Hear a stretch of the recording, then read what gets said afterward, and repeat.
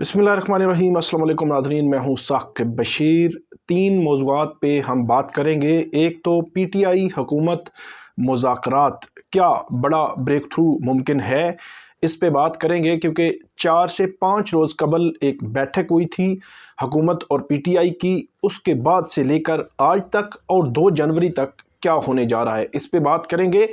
और इसके अलावा जो इमरान खान के केसेस हैं, कल से शुरू होने वाले हफ्ते और आइंदा चंद दिनों में क्या अहम है, वो उस पे बात करेंगे। और ये 2024 का साल, इसमें जो ख़ास तौर पर पीटीआई के या इमरान खान के, बुशरा बीबी के जो केसेस हैं, उनमें क्या सूरत हाल रही, साल शुरू कैसे हुआ और साल ख़त्म कैसे हो रहा है, इस पे तफसील के साथ बात करते हैं। आप हमारे साथ रहिएगा। हमारा यूट्यूब चैनल सब्सक्राइब कर लें, बेल आइकन का बटन प्रेस कर लें, ताकि जब भी हम कोई वीडियो अपलोड करें तो फ़ौरन उसका लिंक आपको मिल जाया करे। हम शुरू करते हैं पीटीआई हुकूमत मुज़ाकरात से। इमरान खान जो इस वक्त अडयाला जेल में मौजूद हैं, तकरीबन 500 दिन से ज़ायद वक़्त हो चुका है। 5 अगस्त 2023 को वो गिरफ़्तार हुए थे, तब से लेकर अब तक वो जेल में हैं। इमरान खान ने पीटीआई के हुकूमत के साथ मुज़ाकरात के हवाले से 2-3 बड़ी ही अहम जो एजेंडा या जो शराइत हैं वो रखी हैं। एक शर्त पीटीआई और इमरान खान साहब की ये है कि 9 मई पर एक इंक्वायरी कमीशन बनाया जाए। 26 नवंबर को जो कुछ डी चौक में हुआ, उस पर एक इंक्वायरी कमीशन बनाया जाए। इसके अलावा पीटीआई के जो गिरफ्तार लोग हैं, बेगुनाह गिरफ्तार लोग हैं, उनको फौरी रिहा किया जाए। और पीटीआई की जो मुज़ाकराती कमेटी है, उसके उन्होंने जो मीटिंग हुई थी, उस मीटिंग में एक एजेंडे पे जो बात की गई थी जो हुकूमत के साथ, वो इमरान खान साहब की फौरी रिहाई की बात की गई। और उसके बाद ये अब मामला 2 जनवरी तक गया है। अब हुआ क्या, इस दौरान एक बड़ी ही अहम जो एक राय आई है, वो पीटीआई के अंदर से ही आई है कि शाह महमूद कुरैशी को भी इन मुज़ाकरात का हिस्सा बनाया जाए और उनको कोटला लखपत जेल से लाया जाए, और उन जो पीटीआई की जो मुज़ाकराती कमेटी है, वो मुज़ाकराती कमेटी में शामिल हों और हुकूमत के साथ मुज़ाकरात करने में वो उस वक़्त जो है वो मौजूद हों। ये एक राय जो है वो आई। लेकिन हुकूमत की जानिब से जो पीटीआई के सामने एक चीज़ रखी गई थी कि आप, ये नहीं होगा कि आप एक तरफ मुज़ाकरात करें और दूसरी जानिब आप सिविल नाफरमानी की तहरीक भी जारी रखें। ये नहीं होगा कि आप एक तरफ मुज़ाकरात करें और दूसरी तरफ आप एहतजाज भी जारी रखें। फिर हुकूमत की जानिब से जो तीसरी और सबसे बड़ी और सबसे अहम बात की गई थी, वो ये थी कि ये भी नहीं होगा कि आप एक तरफ मुज़ाकरात जारी रखें और दूसरी तरफ सोशल मीडिया पे हमारे ख़िलाफ़ जो है वो बयानबाजी और हमारे ख़िलाफ़ एक महाज जो है वो खड़ा हो। तो ये 3 चीज़ें बुनियादी पॉइंट्स जो है वो हुकूमत की जानिब से इब्तदाई तौर पर उस मुज़ाकराती कमेटी में रखे गए थे। इमरान खान साहब बड़े कैटेगोरिकली, उनकी जब ये मुलाकात हुई है 3 रोज़ कबल मुज़ाकराती कमेटी से, तो उन्होंने बड़े वाज़े अंदाज में अपनी जो मुज़ाकराती कमेटी को कहा है कि हम एक तरफ हमारे मुज़ाकरात चलते रहेंगे, लेकिन साथ साथ सिविल नाफरमानी की तहरीक भी चलती रहेगी। और सिविल नाफरमानी की तहरीक जो है वो ओवरसीज़ की हद तक उन्होंने रखी हुई है कि वो वहाँ पे रिमिटेंसेस जो है वो नहीं भेजेंगे। और उसमें भी बहुत बड़ी तादाद उसको एक्टिवली, ये खबर आई थी कि इमरान खान साहब ने मुज़ाकराती कमेटी को कहा है कि हमने ये आप सिविल नाफरमानी की तहरीक जारी रखें, लेकिन एक्टिवली ये नज़र हमें बाहर नज़र नहीं आई। शायद पीटीआई की जो मुज़ाकराती कमेटी है वो इन मामलात को थोड़ा सा सुलझा कर आगे लेकर चलना चाहती है कि 2 जनवरी को जो बैठक हो वो फ्रूटफुल बैठक हो हुकूमत के साथ।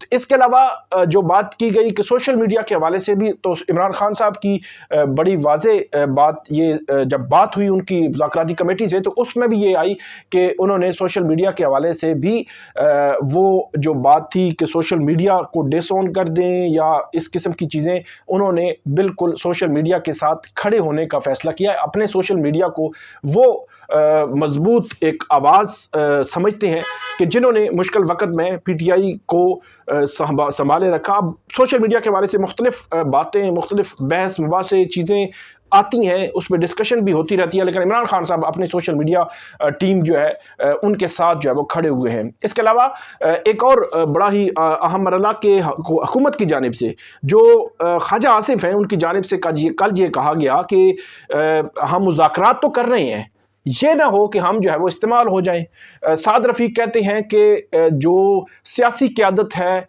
हल जो है वो मुज़ाकरात में ही है। राना सनाउल्लाह ने भी ये बात की और उन्होंने ये भी कह दिया कि इमरान खान, आसिफ अली जरदारी और नवाज शरीफ इकट्ठे बैठ जाएं तो 70 साल के मामला तक जो है वो हल हो सकते हैं। तो हल मुज़ाकरात की तरफ जो है वो ये बात जो है वो उनकी जानिब से भी की गई। अब मामला ये है कि 2 जनवरी को जो बैठक होनी है उसमें TOR तय होने हैं कि किस किस पे बात हो सकती है।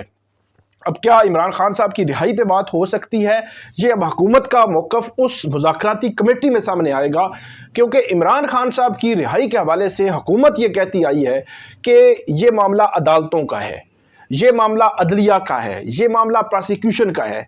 इस हवाले से मेरा ये मौक़िफ़ है कि अगर PTI की मुज़ाकराती कमेटी को हुकूमत ये भी यकीन दहानी करा दे कि जो केसेस बन चुके हैं यही केसेस हैं इमरान खान साहब के ख़िलाफ़, इसके बाद हम कोई केस नहीं बनाएंगे, आप जो है वो अदालतों से रिलीफ ले लें, तो मेरा ये ख्याल है कि अगर इस पॉइंट पे भी जो हुकूमत जो है वो मान जाए और PTI की मुज़ाकराती टीम को वो इस पे ले आएँ और ये मान जाएँ, तो मेरा ख्याल में ये भी इतना सूटेबल इस लिहाज से है कि क्योंकि जितने भी केसेस हैं उन केसेस में वो जान नहीं है कि आप जेल में रख सकें इमरान खान साहब को। फ़र्ज़ करें कि 190 मिलियन पाउंड केस का भी 6 जनवरी को फैसला आना है, तो 6 जनवरी को सज़ा हो जाती है, तो उस 6 जनवरी से 6 फरवरी के दरमियान तकरीबन उसमें जो है वो ज़मानत होने के बड़े वाज़े इम्कानात मौजूद हैं। इसी तरह तोशा खाना का केस है, आप चला लें तोशा खाना का केस, उसमें भी इस किस्म की सिचुएशन आगे चलकर बननी है, वो ऑलरेडी इमरान खान साहब उसमें ज़मानत पर हैं। और इसी तरह आप ले लें बाकी जो 9 मई के केसेस हैं लाहौर के, रावलपिंडी के, उनमें इमरान खान साहब जो है वो ज़मानत पर हैं, और जो लाहौर के केसेस हैं उनमें अभी ज़मानत होनी है और उसमें भी ज़मानत होने के वाज़े जो है वो इम्कानात जो है वो मौजूद हैं। और बाकी जो केसेस तकरीबन 188 केसेस बने, ये लाहौर, रावलपिंडी, जो इस्लामाबाद में, जो ये अक्टूबर में, नवंबर में, फिर दिसंबर में जो धरने एहतजाज जलसे हुए, जो रेंजर्स जो थे उनके हवाले से एक मुकदमा जो बनाया गया कि रेंजर जो एक्सीडेंट में जो मामला हुआ था तो उसका भी मुकदमा इमरान खान साहब और बुशरा बीबी उन पर बनाया गया। तो ये मल्टीपल केसेस हैं, 188 केसेस हैं, लेकिन इनमें जो मेजर केसेस हैं वही है 190 मिलियन, तोशा खाना, इसके अलावा वो 9 मई के जो केसेस हैं ये मेजर केसेस हैं जिनमें ज़मानत हो सकती है, होने के बड़े वाज़े इम्कानात मौजूद हैं। तो अगर इस पॉइंट पे भी अगर हुकूमत को वो ले आए और हुकूमत को मनवा लें तो मेरा ये ख्याल है कि कोई फिर भी इमरान खान साहब जो है वो रिहा हो सकते हैं, अलग से बेशक उनकी कोई तय ना की जाए। दूसरा जो मरला है कि जो बेगुनाह लोग हैं PTI के या वर्कर्स हैं, लीडर हैं, उनको रिहा किया जाए, तो ये भी हुकूमत के लिए मानना कोई मसला नहीं है, क्योंकि बहुत सारे ऐसे लोग हैं जिनको रिहा किया जा सकता है और रिहा होने चाहिए। इसके अलावा 9 मई पे और 26 नवंबर पे जो इंक्वायरी कमीशन है क्या बनेगा या नहीं बनेगा, सबसे बड़ा सबसे अहम सवाल ये है, और इस पे मेरा ख्याल में डेडलॉक भी हो सकता है, और इस पे आगे चलकर देखेंगे कि हुकूमत क्या राज़ी होती है या नहीं होती। फिर मैंडेट की बात भी है कि 8 फरवरी का जो मैंडेट है वो तस्लीम PTI करेगी, कर लिया है, या उसी मैंडेट को तस्लीम करके चलेगी, या जो मखसूस नशिस्तें हैं वो PTI को नहीं मिली क्या वो ले लेंगी।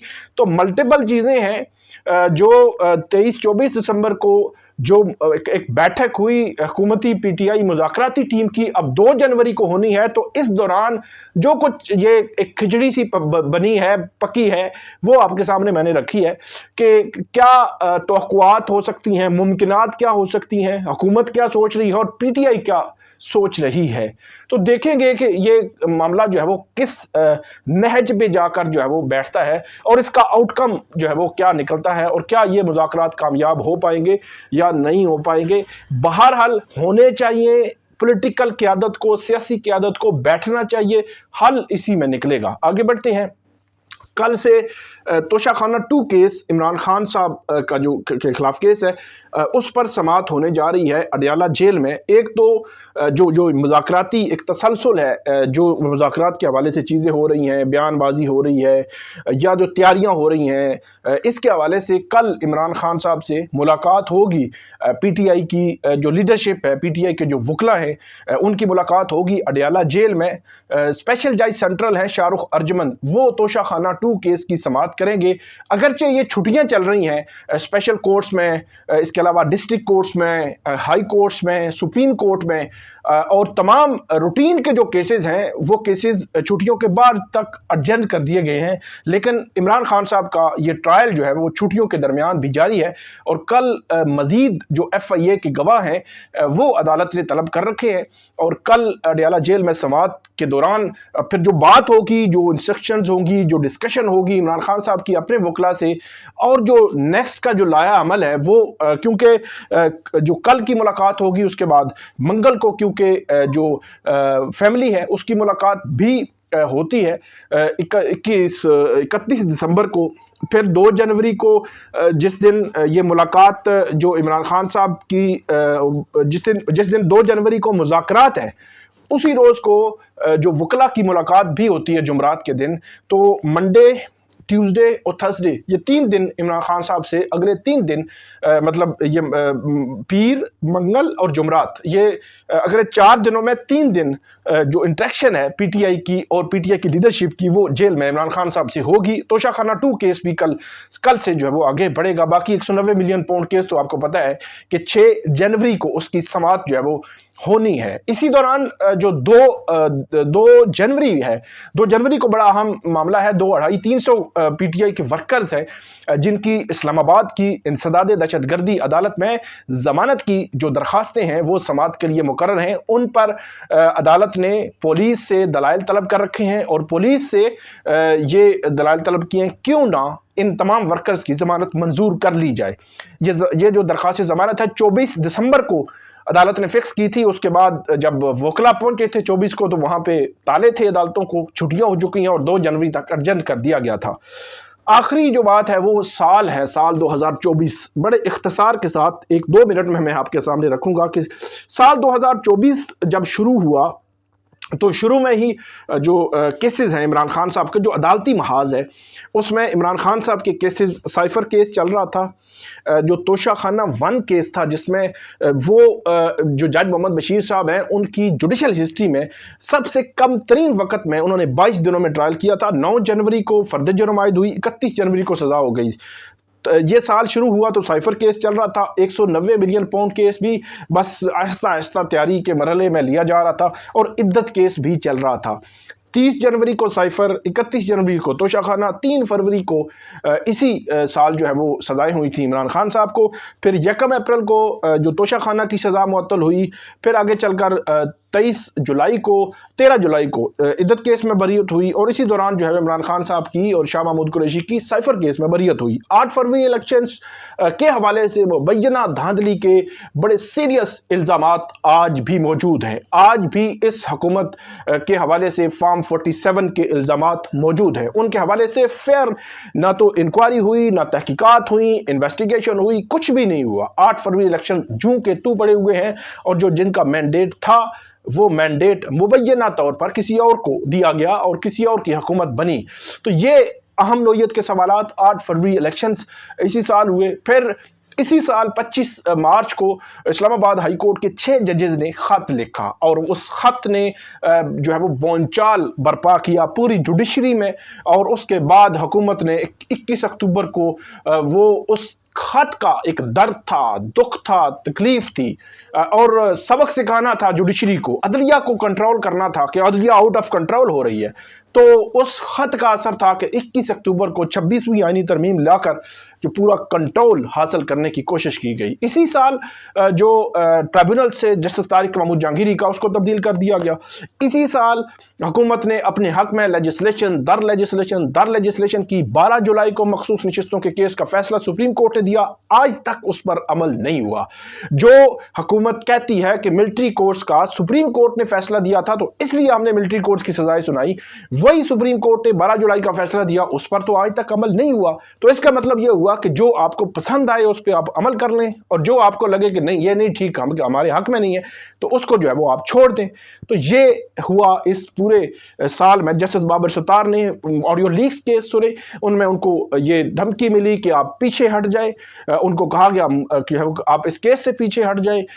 پھر ہم نے دیکھا کہ اسی سال جو ڈپٹی کمشنر اسلام آباد ہیں عرفان نواز بیمن، ان کو گلٹی ڈکلیئر کیا گیا کہ آپ نے غلط ایم پی اوز جو ہے وہ جاری کیا، آپ نے اختیارات سے تجاوز کیا، مس کنڈکٹ کے آپ جو ہے وہ مرتکب قرار پائے۔ تو عدالتی محاذ بہت گرم رہا، وہاں پہ عدالت میں بہت بڑے لیول پہ تبدیلی آ گئی۔ جسٹس منصور علی شاہ، جسٹس منیب اختر کو چیف جسٹس کے نہیں بنایا گیا، جسٹس یحییٰ آفریدی چیف جسٹس بنے، آئینی بینچ جو ہے وہ بن گیا۔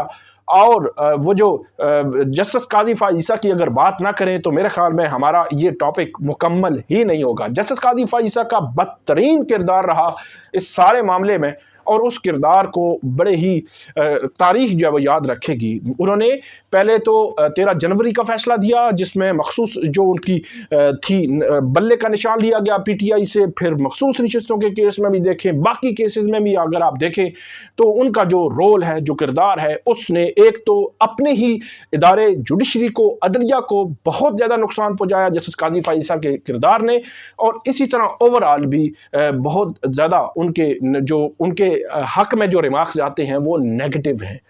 تو یہ پورے سال کا جو تقریباً اوور ویو میں نے آپ کو دیا، تو یہ ہوتا رہا پورے سال۔ آپ کو ہم اپڈیٹ کرتے رہیں گے آئندہ بھی، آپ ہمیں فیڈ بیک دیجیے گا۔ اللہ حافظ۔